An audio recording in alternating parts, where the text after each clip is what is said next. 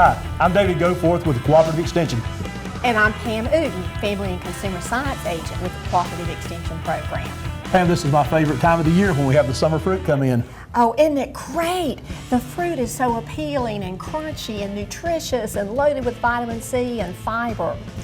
And we can grow most of this stuff right here. We do a very good job on cantaloupes with our commercial farmers. The only thing, the raspberries will do a little bit better higher in the mountains than they will at our elevation, but the homeowner can probably grow raspberries too. And the strawberries normally, for the commercial strawberries, finish earlier in the spring, but you can grow strawberries in the home landscape that you can actually have picked them on into August before some of the ever-bearing strawberries. So this is definitely could be a local fruit here. Well, I hope it was going to be something that would kind of whet our appetite for summer fruits.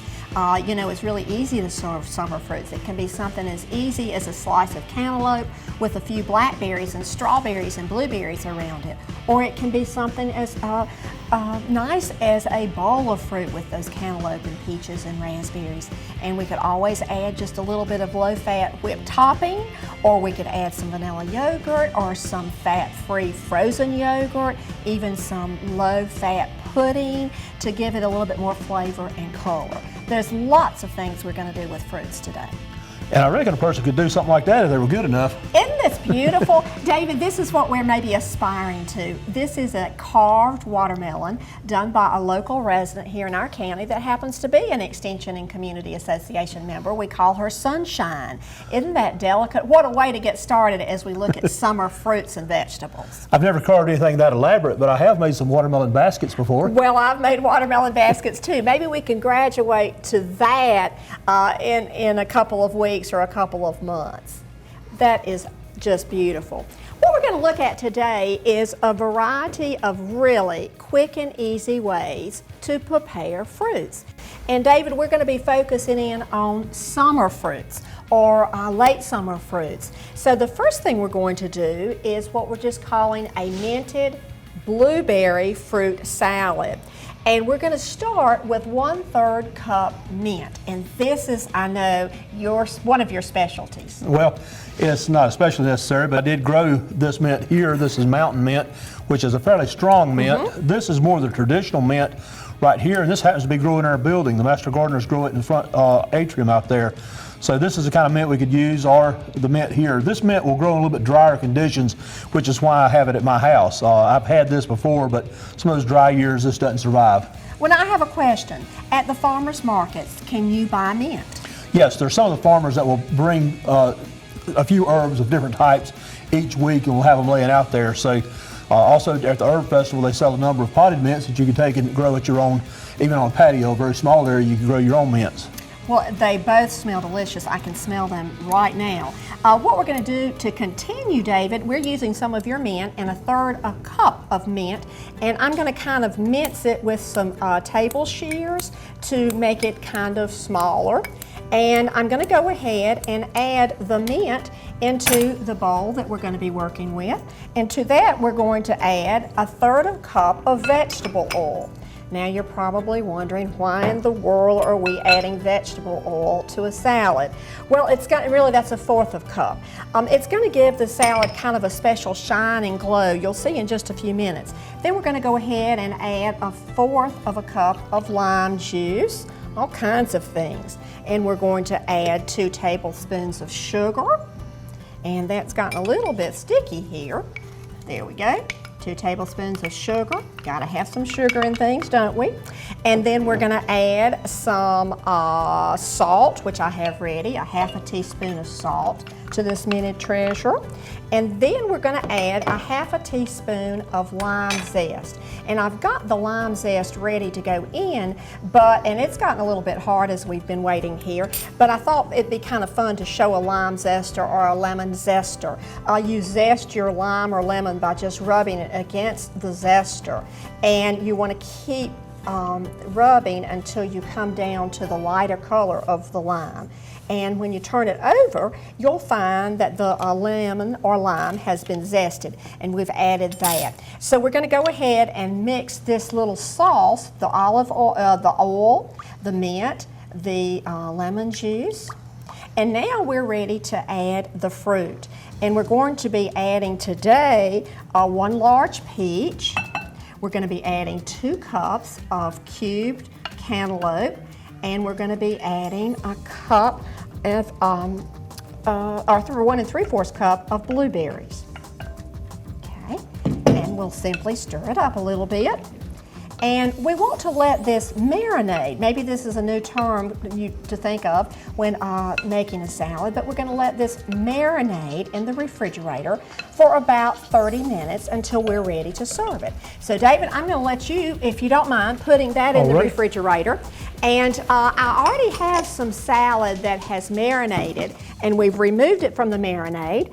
And I've garnished it with some of your mint, David. We could put it in a lettuce-lined bowl, but you can see this has been marinated and the difference in the fruit. Marinating it has made it kind of shiny and it glows. You can use other things for that, but today we're just using the mixture of the oil and the lime and the lemon juice. It certainly does give it a glow to it, don't it? Doesn't it give it a glow and kind of a shine to it? As I said, you can use other things. I have used peach pie filling. You can mix up other things also to give it a glow. Well, now let's change the pace a little bit, and I'm going to scoot a few things over, give me a little bit more room. And you know, we've got to do something for the children. So this is going to be, I think, for the children. I hope so anyway. We're going to do a tortilla wrap with fruit inside. Our Extension and Community Association members have been looking at ways to wrap it up this month. So this is a fun way to use just a tortilla wrap. We're going to start by putting a peach in our bowl, and then we're going to put a 1/2 cup of luscious fresh raspberries. And then we're going to put another 1/2 cup of blueberries. Now I want to say, David, that I have used a lot of other fruits in this. I have used strawberries and blueberries, and that's really my favorite. But this makes it so pretty, I think. And to this, we're going to add just 1 tablespoon of sugar. And you know, the sugar is going to kind of draw out the juice. And we'll put this in the refrigerator for a few minutes as we complete the next part of our tortillas. Again, let me say you can use any fruit that you like, but you certainly want some varieties in colors and textures, such as the peaches, the raspberries, and the blueberries, whatever you find in season. Now we're going to have some fun, David. This is what I think the children would really enjoy. Or hey, I enjoy it too. Fix this for my husband Don, and he said, you can fix this again. He liked it. So we're going to take a wrap, and we're just going to spray the wrap with some vegetable spray. Then we're going to sprinkle the wrap with a mixture of 1 teaspoon cinnamon and 1 teaspoon sugar. And it's so easy to do it if it's in a shaker like this. I like to keep some of this at my kitchen. And we will then place it in a muffin tin. And I've found that there's no perfect way to do this. You can just kind of fit the wrap or tortilla into your muffin tin. And we won't take time to do 6 of them today. They're all going to look different, I promise you. They will all look different. And if your wrap or your tortilla has gotten a little bit dried out in this process, you can always put it between a damp paper towel and microwave it in the oven for about 10 seconds to get it a little bit more flexible again. So you can tell I like cinnamon and I like sugar. So I will just put it in the large muffin pan, the cinnamon sugar side up with the oil, and just kind of press it in. We're going to bake this now at about 400 degrees for about 10 to 12 minutes. You just keep a really close eye on this, and of course we would fill all the muffin pans with this, but for this demonstration I'll just stop with 2. You're going to watch this real carefully, and you don't want it to get too brown, and then after it has finished baking you want to let it cool. It's going to be nice and firm. So I'll put that right there, and I have one ready for us today, and you can see that since it's been baked, it's standing firm.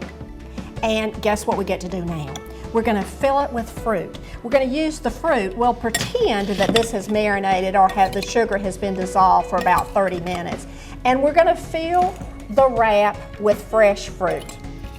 And everyone is going to look different. You cannot get all of them to look the same, but this is kind of a splashy way to serve fruits, I think. Children love it, and it makes a nice little dessert that I guarantee you will get some questions at your house. And guess what we're going to add to the top of it? Just a little bit of low-fat whipped topping. Isn't that pretty? I think it's pretty, David. That's pretty. What do you think? It is. It's colorful. It's Beautiful. colorful. It's pretty. Would you eat that at your house? I think so. Well, good. I definitely can tell you that it tastes delicious. Okay, David, while I'm kind of moving some things here, tell me a little bit more about how you look for fruits. How do you know that they're good and fresh and good quality when you're at the farmer's market? Well, in addition to the visually, you look at it, it ought to look good, and then the smell of it. Normally, you should be able to smell almost any fruit you can smell. Particularly the cantaloupes are known to have a fairly good smell to them, and peaches should have a very good smell to them, and strawberries all should have a very good smell to them. And occasionally at the farmer's market, you'll get somebody to give you a taste test, and you can definitely tell once you taste the fruit, the quality of the fruit. And I think that translates to the nutritional value of it. We're not sure. I hadn't seen good research on that, but it is a very good theory that the better a fruit tastes, the more likely it is to develop better nutrition. Well, now I have read research saying that a fresh strawberry versus one that's gotten old or one that's underripe is more nutritious. So berries that are at their peak of ripeness, if that's a good word, are the most nutritious. So that we certainly want to try to strive for finding fruits at the peak of their ripeness. Once we get home from the farmer's market, how are we going to, or from the grocery store, the farmer's market, how are we going to take care of these fruits to keep them? Just about all the fruit you have here will do best at refrigerated temperatures. A minimum temperature of around 32 degrees, and generally put them into a refrigerator until you're going to use them. And typically, when you're washing them, tend to wash them after you take them out of the refrigerator is the way I would prefer to do it. That's what I would suggest too. So we leave the strawberries or the blueberries in the refrigerator unwashed, and then when we're ready to eat them, we rinse them and let them drain and then eat them. And of course, for the best conditions, 2 to 3 days in the refrigerator probably is what we're looking for.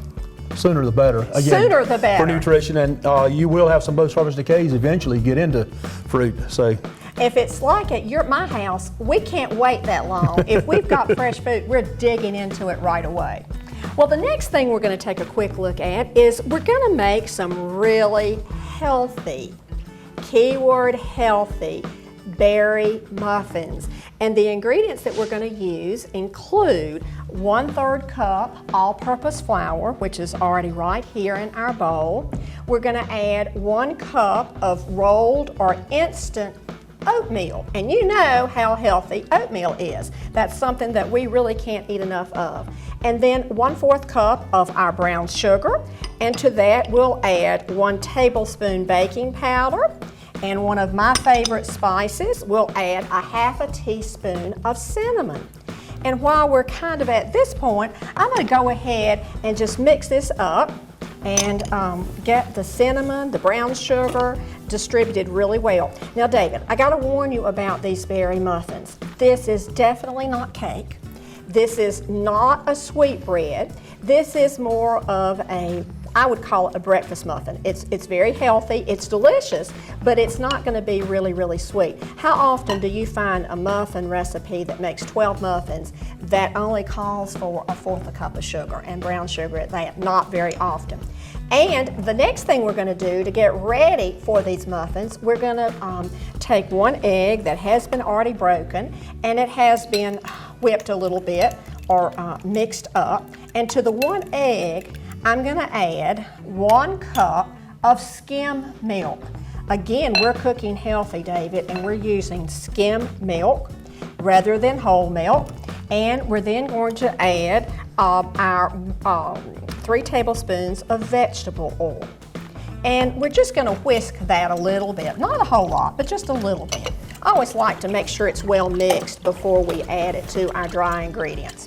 Now, we're ready to add this to our dry ingredients, and we'll just real quickly pour it into our muffin mix, and we'll use our spoon here. And when we make quick breads, you know, the secret is not to what? You're shaking your head. Not to beat it to pieces. Not to beat it to pieces and not to over mix it. So we're just going to kind of mix it until all the oatmeal and the flour is moist. And you can kind of already hear the baking powder starting to work. Now we're very carefully going to fold in 1 1/4 cup of blueberries and 3/4 cups of raspberries. And I like to think of this as just a way to eat fresh berries in the morning. They're not going to be very sweet. What a great way to get your day started by eating these quick berry muffins. Now we are ready to spray our muffin tin, and I think my spray is right here, so we won't fill all, well, I guess we can fill some of them. This will go together very quickly. We want to fill each muffin tin about 2/3 full, and might need to add a little bit more there. Get some raspberries, some blueberries. Need to use a little bit more there. These muffins will not rise a lot. You know, the consistency being a half oatmeal, we're not going to see so much rising. Do you like to eat muffins, David? Oh yeah, I like most food, Pam. Well, David, I think we can say we share that similarity. We both like food, and you grow more of your own food than I do, though the Uten family is growing some more things this year, but you really are a pro at growing. I wish we'd had some of your delicious fresh peaches. That would have really been delicious. I think you've got the reputation of growing the best peaches in the county, and the newspapers even said that, so it's got to be true. It's got to be true. It's got to be true if the newspaper said that. Those are normally July 1 through August 15th is the normal harvest dates for my peaches here, but you can get peaches earlier than that on the market. They're already at the farmer's market. They are. They are at the farmer's market. I will not take time to finish filling the muffin tin, but you see that it does make about 12.5 or 18 muffins, and we're going to bake these in an oven of 400 degrees Fahrenheit for about 25 minutes, and they're going to be a little bit darker than you might expect muffins to be. Now, when they come out of the oven, I always want to start eating them right away, David. But with these type of muffins, with lots of fruit in there, we need to let the muffins kind of set or settle in the muffin pan. So we're going to let them cool in the muffin pan for about 20 minutes before we start taking them out to enjoy them. That's a hard thing to do for me. I always want to sample it right away, but we definitely want to bake these and then let them set for about 20 minutes. David, after they have rested for 20 minutes, you're ready to enjoy a basket of very good muffins. Have one. Hey, it looks like they need a little bit of butter on them, Pam. Oh, come on, David. Well, I'm going to be honest with you. When I tried one at home, I put a little bit of raspberry jelly on it. Yeah. But remember, these are healthy. These are healthy, so we probably won't suggest that you add butter to them. I will mention that there is, instead of butter, I would use light cream cheese, actually, if I was going to put something on there, which is not the best. It's a saturated fat, but it's still not the same as butter. Less saturated fat than butter, better nutritional profile than butter, but they'll be good just as they are. They're good, especially I think when they've just come out of the oven and they're still kind of warm, with a nice glass of milk or fruit juice and some fresh raspberries or strawberries. You've got a great breakfast. David, isn't it fun to look at the different ways that we can use fruits during the summer or during the season here in Cabarrus County? And at our farmer's market, you'll find all of these berries, all of these fruits. It sure is fun to eat smart and eat local.